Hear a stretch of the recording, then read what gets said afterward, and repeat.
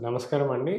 నేను doctor Sudhakar, senior interventional pain physician from Epione pain management centre, Hyderabad. Musculoskeletal health. Musculoskeletal health అంటే మన కండరాలు, bone health. So, ఈ కండరాలు, బోన్స్ ఇవన్నీ వయసుతో పాటు డీజనరేట్ అయితుంటది. Ageing is a degenerative concern. ప్రతి ఒక్కళ్ళకి ఒక ఏజ్ వచ్చాక స్లోగా డీజనరేషన్ అయితే మొదలైతుంది. సో, జనరల్‌గా మనం ఏమైపోతుందంటే ఒక 60, 70 ఇయర్స్ అప్పటికి బాగా పెయిన్స్ వచ్చి, బాగా డీజనరేట్ అయ్యే వరకు వీటి గురించి ఎక్కువ ఆలోచించము. వీటి గురించి ఎక్కువ అవగాహన ఉండదు. కానీ ఆహ్, వాట్ మా పెయిన్ మేనేజ్మెంట్ సెంటర్స్‌లో మేము చెప్పేదేంటంటే, వీటికి at the age of 35, 40 years నుంచి అంటే 35, 40 ఇయర్స్ నుంచి మన స్కెలిటల్ హెల్త్ మీద కొద్దిగా కాన్సంట్రేషన్ పెట్టాలి. అంటే దాంట్లో భాగంగా ముందు వెయిట్ మేనేజ్‌మెంట్. స్థూలకాయం, ఒబెసిటీ మనందరికి తెలిసిందే ఇవాళ రేపు చాలా ఎక్కువ ప్రాబ్లమ్ చేస్తుంది. సో, వెయిట్ మేనేజ్‌మెంట్ కోసం what is the best options అంటే డైట్ లోపల ఏం తినాలి, ఏం తినకూడదు. అంటే ఆహ్, క్యా క్యాలరీ రిచ్ డైట్స్ అంటే చాలామంది జంక్ ఫుడ్స్ కానీ, హై క్యాలరీ డైట్ తీసుకుంటుంటారు. సో, బట్ ఇవాళ రేపు మనకి చాలా ఆప్షన్స్ ఉన్నాయి. అంటే డైట్ ఐస్ క్రీమ్స్ కానీ, స్వీట్స్‌లో అంటే లెస్ క్యాలరీస్ ఉన్న స్వీట్స్ కానీ, లెస్ క్యాలరీస్ ఉన్న ఐస్ క్రీమ్స్ కానీ, then plant based ice creams. So, ఇలాంటివి తీసుకోవడం వల్ల ఫస్ట్ థింగ్ మనకి ఉన్న ఆహార రుచుల్ని మానుకోనక్కర్లేదు. At the same time weight manage చేసుకోవచ్చు. And second thing depending upon our profession.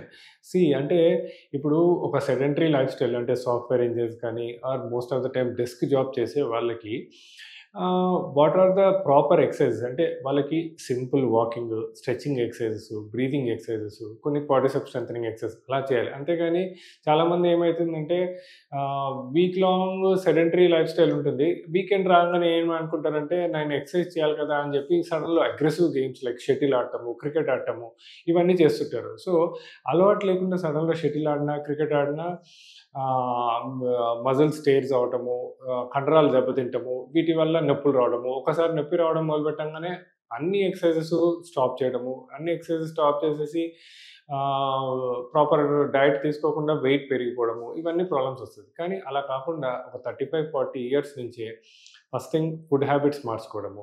తర్వాత ప్రాపర్ ఎక్సర్‌సైజెస్ అంటే మన ప్రొఫెషన్‌కి, మనం వెయిట్‌కి తగ్గ ఎక్సర్‌సైజెస్ అంటే simple exercises, stretching exercises and less impact activities like swimming, static cycling, తర్వాత యోగా అంటే నీ జాయింట్స్ మీద ఎక్కువ స్ట్రెయిన్ పడని యాక్టివిటీస్ చేసుకోవడము. ఇంకోటి కొన్ని లైఫ్ స్టైల్ మోడిఫికేషన్స్ అంటే ఒక 35, 40 ఇయర్స్ వచ్చాక అంటే నీ జాయింట్స్, స్పైన్ మీద స్ట్రెయిన్ పడే యాక్టివిటీస్ లైక్ ఎక్కువ సార్లు మెట్లెక్కి దిగటం కానీ, కింద కూర్చోవడం కానీ, ఇండియన్ టాయిలెట్స్ యూజ్ చేయడం కానీ, కింద పడుకోవడం కానీ కొన్ని అవాయిడ్ చేసి ఆహ్, general breathing exercises, stretching exercises చేసుకొని డైట్ ప్రాపర్‌గా మెయింటైన్ చేసుకున్నట్టయితే ఒక హెల్తీ ఏజింగ్ అంటే 35, 40 ఇయర్స్ నుంచే ఇలాంటి మంచి హ్యాబిట్స్ ఇన్కల్కేట్ చేసుకున్నట్టయితే బై ద టైమ్ 50, 55 వచ్చేసరికి హెల్తీ బోన్స్ ఉంటాయి, హెల్తీ మజిల్స్ ఉంటాయి, హెల్తీ టెండాన్స్ ఉంటాయి. సో, 50, 55కి నీ జాయింట్ పెయిన్స్ అవాయిడ్ చేయొచ్చు. లో బ్యాక్ ఏక్స్ అవాయిడ్ చేయొచ్చు.